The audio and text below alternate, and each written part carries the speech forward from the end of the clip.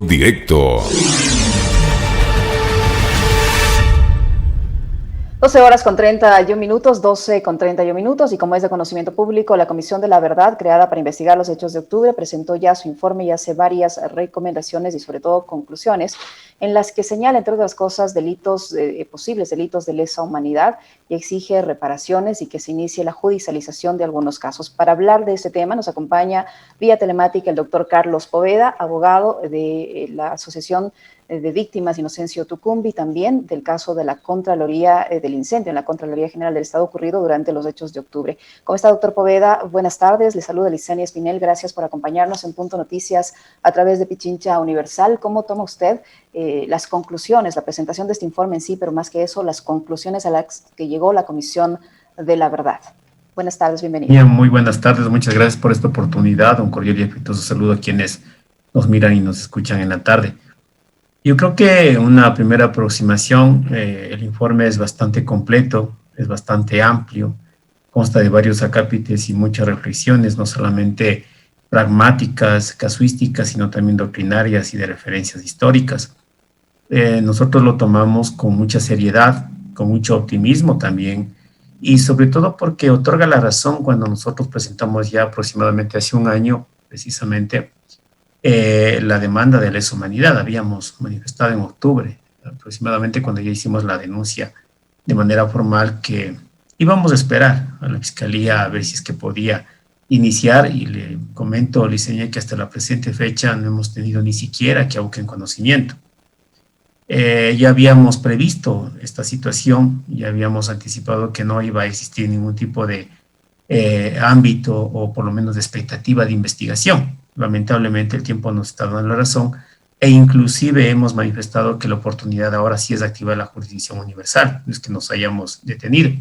Y este informe lo que hace es contribuir básicamente con todos los postulados que presentamos en la denuncia el año anterior. En tal virtud lo que hace es ratificar, cerciorarnos ya con un criterio multidisciplinario que evidentemente los hechos de octubre tienen una contextualización de un crimen de lesa humanidad, y la ratificación de que había que enjuiciar a los principales presupuestos e intervinientes de estos hechos. Por lo tanto, lo acogemos con beneplácito, con mucha expectativa, pero ojalá la Defensoría del Pueblo no divida la continencia y la causa. Yo creo que todos debemos unirnos en este sentido, posibilitar que también las víctimas tengan su voz, tengan su accionar dentro de la justicia y pueda proseguirse. En lo personal, si usted me preguntaría, ¿tengo expectativa con la fiscal general en la investigación de estos delitos? En lo absoluto, no lo tengo. Por eso es que habíamos previsto inclusive como acción de víctimas Inocencio Tucumbi y también como CONAIE la posibilidad de ver ya establecer un principio de jurisdicción universal, ya que en el país lamentablemente no hay ningún tipo de ánimo o de afán de investigación de estos graves casos. Justo esa era mi siguiente interrogante, doctor Poveda, el hecho de qué expectativas tienen. Yo le había preguntado lo mismo esta mañana al defensor del pueblo, si tenía esperanzas de que este caso camine en el ámbito de la judicialización en el Ecuador, tomando en cuenta la posición ciertamente sesgada que ha mantenido la Fiscalía. Mire usted, como el proceso suyo y al que usted representa no ha caminado en lo absoluto, mientras al exministro de Salud se le permitió que se vaya del país, le bloquean las acciones judiciales, acción jurídica que está siendo parte de este proceso. Por otro, se da mucha prisa a un supuesto caso de un aporte a una campaña electoral, al punto que 2 veces han venido funcionarios de la Fiscalía de Colombia. En el caso de del equipo periodístico de Diario El Comercio tampoco se ha avanzado. La Fiscalía, a decir de los familiares del equipo periodístico asesinado en la frontera norte, dicen que la Fiscalía no ha hecho absolutamente nada. ¿Qué puede pasar al interior en el ámbito judicial ahora, una vez que ya hay el informe como tal entregado y hace ahí esas recomendaciones sobre que se deben judicializar los casos? ¿Qué podemos esperar entonces si la Fiscalía vemos que no tiene ánimo de continuar con el tema? Mire, yo creo que había 3 instancias básicas dentro del contexto de las protestas de octubre. El primero, una vez que lamentablemente se verifican estos hechos en octubre del año 2019, la Fiscalía podía hacerlo de oficio, si no necesitaba ningún tipo de denuncia, peor aún de informe de comisión de la verdad. Mire lo que pasó en Chile. En Chile, precisamente, la Fiscalía aperturó investigaciones de delitos graves en contra del derecho internacional. Y, sin embargo, aquí no se hizo absolutamente nada. Luego, posteriormente, con la presentación de denuncia de lesa humanidad, que debo recalcar no es la única, porque también me parece que en la ciudad de Cuenca y en Guayaquil presentaron denuncias similares, la Fiscalía tampoco hizo nada. O sea, nadie tiene una obligación extrema o radical para presentar denuncias porque la misma Fiscalía es la titular de la acción penal pública y sobre todo en estos casos tan graves. La tercera es el informe de la Comisión de la Verdad, multidisciplinaria desde todo punto de vista y con experiencia también, conozco a algunos de sus participantes. Es decir, ¿qué espera la Fiscalía? Simplemente no tiene ningún tipo de motivación para investigar, pese a la gravedad de los hechos. Es lamentable, y le digo inclusive desde un ámbito de independencia de la judicatura, esperar que cambie el gobierno para que cambie la justicia. Y ahí estamos en un error creo que bastante notable, porque la justicia debería caminar independientemente del gobierno que esté. Pero ¿a dónde nos han convocado? Y por eso hay un Estado totalmente fallido. Cuando decimos que cambie el gobierno y tenemos la expectativa de que cambie la justicia, cuando se entiende que la justicia debe ser independiente, objetiva, imparcial, no esperar ningún tipo de transversalización política electoral, debería tener una continuidad. Sin embargo, en este país ha llegado este colmo. Si esperamos que cambie el gobierno para que cambie la investigación. Y esto obviamente lo que siempre posibilitó fue un horizonte de no mirar hacia el país la aplicación de una investigación de esta gravedad de hechos. Y nosotros desde el inicio habíamos ya advertido este contexto, es más, decíamos que en este año, precisamente febrero o marzo, damos plazo para poder ya establecer acciones fuera del país, porque sí puede aplicar jurisdicción universal, y voy a ser reiterativo. Si no tenemos ninguna respuesta, y usted coincide totalmente, lamentablemente es una justicia selectiva. Sí, para unos casos son muy ágiles, tienen hasta tiempos electorales, por ejemplo, y que manejan y compatibilizan con el tiempo de la justicia ordinaria, de la justicia penal. Hay otros tiempos que no les conviene, lo que usted acaba de decir. Entran y salen funcionarios como que no ocurriera nada. Y esto lamentablemente también puede ser los episodios de estos graves delitos de lesa humanidad. La puerta está abierta, no hay ninguna investigación en contra de los funcionarios que se ha denunciado de manera previa. Mire lo que está pasando también en Bolivia. Si esto nos debería llamar la atención. E inclusive en Bolivia, y esto me parece que debe rescatarse también aquí en el país, ya le están investigando a Luis Almagro, secretario de la OEA. Almagro también jugó un papel muy importante en el país, porque nosotros estamos teniendo, y lamentablemente, lamentablemente, de pronto faltó un espacio más, yo entiendo por el tiempo, de establecer qué informes de inteligencia y contrainteligencia existió en los hechos de octubre del año 2019, qué agencias internacionales pudieron estar presentes en el Ecuador, bajo qué tipo de asesoría, porque se habla de los disturbios y de la violencia también de los otros grupos. Evidentemente, a prima facie es lo que pasó, pero ¿quiénes propiciaron esos elementos de violencia, como por ejemplo el tema de la Contraloría? Precisamente sostenemos que hay presunciones de que fueron agentes infiltrados, inteligencia y contrainteligencia, al igual que en los hechos de octubre del año 2019 en Guayaquil, en la ciudad de Quito. Eso, por ejemplo, debería establecerse quiénes son los que intervienen. Es decir, existe presencia de personas que están a mucho más alto nivel que el mismo presidente de la República del Ecuador y que lamentablemente hay un silencio bastante cómplice. No se quiere investigar esa parte. En Bolivia sería un primer paso y recalco que es una iniciativa que a mí me parece correcta, sino solamente ir contra los nacionales, sino también ir contra las agencias internacionales y los organismos que estaban destinados a precautelar la democracia y los derechos humanos y que en su debido momento no lo hicieron. No así con los informes de la Comisión Interamericana de Derechos Humanos, de Naciones Unidas y de organizaciones internas de derechos humanos que también elaboraron los informes. Yo creo que esos niveles de investigación complementarían todo el contexto y ahí podríamos ver que no fue un asunto solamente local, sino regional, en donde se activa precisamente este tipo de situaciones que muchos, igualmente de contertulios, ya le han empezado a denominar como Plan Cóndor 2. Pues yo creo que esos niveles también de investigación deberían verificarse. ¿Y cómo se lo hace? Única y exclusivamente a través de una investigación seria, objetiva y también de un nivel de judicialización imparcial. Ahora, doctor Poveda, independientemente de si en las instancias nacionales esto camina o no camina, a nivel internacional esto sí puede avanzar, se puede llegar a que se realice allí una investigación y que termine con una judicialización también. Diseña, hay dos aspectos básicos aquí. La inacción de la justicia permite ir directamente ya a la Comisión Interamericana de Derechos Humanos. Llevamos por los 2 años y no se ha hecho absolutamente nada. Aquí ya tenemos ya antecedentes. El gobierno del expresidente Gutiérrez precisamente el caso del Tribunal Constitucional y ex Corte Suprema de Justicia, no agotaron recursos internos porque precisamente se conocía de este nivel de injerencia política para no investigar. Aquí estamos esperando, casi rogando que la Fiscalía haga algo. El mismo informe de la Comisión de la Verdad de la Defensoría del Pueblo establece reparaciones materiales, inmateriales, simbólicas, judicialización.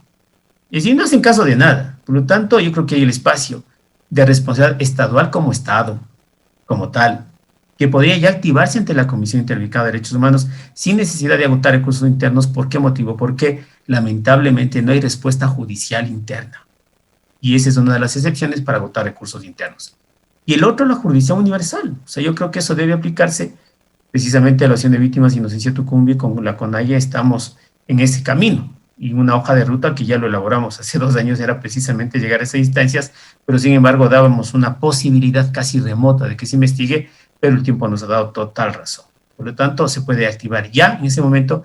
Sí sería conveniente, y ojalá lo puedan pensar la Defensoría del Pueblo, que podría activar también la Defensoría del Pueblo a nivel de Comisión Interamericana de Derechos Humanos con mucha más fuerza, porque obviamente la Defensoría del Pueblo es institucional y su misión objetiva es la de defender y promover los derechos humanos.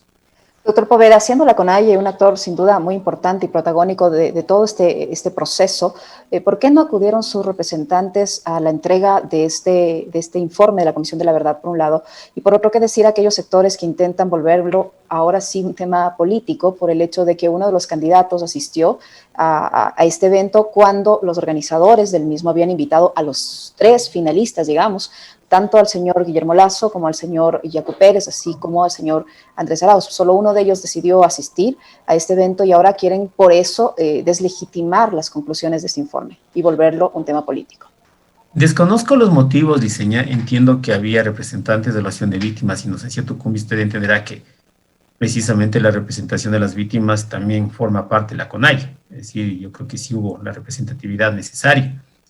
E igualmente, o sea, yo quiero recalcar que ya el índole práctico, por ejemplo, la denuncia que presentamos de lesa humanidad en octubre del año anterior, recoge los insumos de la Defensoría del Pueblo. Es decir, hay una coordinación y una simbiosis muy importante en los hechos que investigó la Defensoría del Pueblo con los hechos que se denunció de parte de la CONAIE. Es más, muchos aspectos de la CONAIE están recogidos también en el informe de la Comisión de la Verdad de la Defensoría del Pueblo.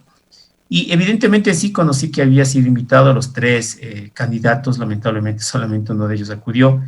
Vi el tuit también de uno de los periodistas, Martín Payares, que decía que era el timing electoral, del cual ha habido el desmentido suficiente. A veces en temas viscerales se pronuncian de esa manera, ¿no?, cuando desconocen el contexto. Yo creo que es un compromiso independientemente de cualquier tendencia que haya, sea el señor Lasso, sea el señor Pérez, sea el señor Arauz. Yo creo que el compromiso es la reivindicación de derechos humanos. Y permítame decir, lamentablemente en este periodo, la judicialización de los casos de la Comisión de la Verdad 8084, que precisamente presidía Elsie Monge, no pudieron ver luz muchos de los casos. Yo, por ejemplo, tengo el caso de Arturo Jarrín, en donde habíamos avanzado notablemente. Y sin embargo, estos 4 años se detuvieron de una manera insólita. Si no hay ningún tipo de respuesta. De la Fiscalía igual. Hubo casi un desmantelamiento de la Dirección de Derechos Humanos y Comisión de la Verdad. Si cuando no hay un tema de una motivación desde el Estado como política pública, obviamente es lo que ocurre. Y por eso es que también necesitamos una voluntad política, ¿no? Pero en la defensa de derechos humanos, no en la judicialización, porque la judicialización, yo recalco, debe tener la independencia del sistema de administración de justicia de forma total, y eso hay que reivindicar y también empoderarse. Por lo tanto, yo creo que en estos temas todo quieren hacer coincidir, ¿no? Y lamentablemente no es que estemos en contra, porque también ya empiezan a salir algunas voces disonantes, ¿no? Que es lo mismo que ocurrió en la judicialización de los casos de la Comisión de la Verdad, de la primera Comisión de la Verdad, donde se decía que se afectaba a policías y militares. Yo creo que no, en absoluto. Yo creo que el tema de la judicialización es precisamente acceder a un derecho a la verdad. Si aquí no se trata y valga la oportunidad de venganza, sino de justicia. Un pueblo que olvida no es un pueblo que vive en paz tampoco. Si ya tenemos algunos elementos en el contexto internacional, por lo tanto no creo que es óptimo ver como enemigos, simplemente es mirar y no practicar los mismos errores que lamentablemente nos hemos acostumbrado a ver. Estamos a nivel regional asistiendo a un sinnúmero de situaciones que podría venirse, pero yo creo que no es un afán de venganza o una situación de retaliación. independientemente de los gobiernos que sean de izquierda o derecha, tienen que responder por la violación de los derechos humanos y debe haber una justicia independiente y también medios de comunicación, que es muy importante. Una de las cosas que también me llamó la atención es el análisis de los medios de comunicación en el informe de la Defensoría del Pueblo. La afectación a ustedes también, por ejemplo. Es decir, porque yo creo que la libertad de expresión debe tener la salvaguardia y la defensa cuando cumplen la función de interlocutores y de comunicadores, pero cuando se convierten en actores, yo creo que la libertad de expresión debe repensarse. Y eso lamentablemente está ocurriendo no solamente en Ecuador, sino a nivel mundial. Es decir, hay actores detrás de micrófonos y detrás de la tinta de la imprenta. Lamentablemente es así, al punto que este hecho, que sin duda es importante desde todo punto de vista, no solo desde el tema social, del tema histórico, del tema de derechos humanos fundamentalmente, ha tratado de ser invisibilizado por varios medios de comunicación, los masivos, los grandes, que no le han dado más allá de 2 líneas o 3 párrafos o 5 minutos en el mejor de los casos a la presentación de este informe. Eso es una realidad y es una realidad que lamentablemente nos afecta como país. Doctor Poveda, en otro tema rápidamente le pido, en estos días circuló un rumor respecto al estado de salud, incluso hubo gente que llegó a decir en redes sociales que el señor Julian Assange, el periodista Julian Assange, había fallecido. Usted conoce, le pregunto esto por la cercanía que usted tiene con el periodista australiano, ¿cuál es su estado de salud? ¿Cómo está al momento? Esta información no puede ser verificada, entiendo que Sí, es falsa. ¿Cómo está el señor Assange? sí, lamentablemente el día de ayer, en horas de la mañana, me hicieron conocer sobre un tuit que supuestamente venía del ministro de Relaciones Exteriores, del señor Mejía. Inmediatamente nos conectamos tanto con Londres como con Madrid y fue de forma casi inmediata deslegitimada esa información, es falsa en absoluto. Julian Assange está aún en la cárcel de Belmarsh, estamos esperando los recursos de apelación que se presentaron, tanto en la negativa de su libertad como en la negativa de la orden de extradición, de la petición de extradición, y desmentir totalmente. Y si bien cierto está afectado su salud, obviamente el quebranto por las situaciones en las que atraviesa, el tema de la crisis sanitaria, pero está con vida. O sea, y eso lo recalco, luego habían manifestado que de pronto hubo un hackeo de la cuenta del ministro, pero de forma oficial represento yo los intereses de él aquí en el Ecuador, intereses legales y de defensa, decirles de que Julian Assange está con vida, sigue encarcelado en la cárcel de Belmarsh y la situación de él está estable. Es bueno que conocer esa información de fuente oficial, digámoslo así, y es una lástima que esa información falsa haya salido de la cuenta del canciller, que el canciller se estrene de esa manera, independientemente si es eso circuló durante mucho tiempo y luego que se empezó a dar a conocer la versión contraria, es decir, que no había sucedido, luego se borró ese tweet, pero existió.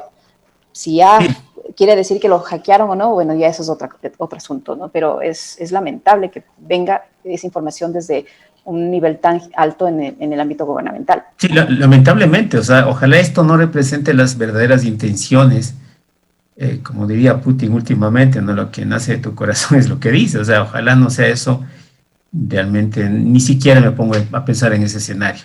Cuando yo leí esa noticia, el primer escenario era mi país, la responsabilidad que puede tener en todas las cosas como repercusión lamentable de los hechos inconstitucionales y de abuso en contra de un asilado como el Julian Assange. Muchísimas gracias, doctor Poveda, por su tiempo y por la información que nos ha proporcionado, siempre por su Muchas apertura. Gracias. Gracias al doctor Carlos Poveda, abogado, ustedes ya lo han escuchado y ahí tienen de primera fuente toda la información que hemos podido compartir. Gracias, doctor Poveda. Gracias, mi señor. 12:50 en Punto Noticias, continuamos enseguida con más.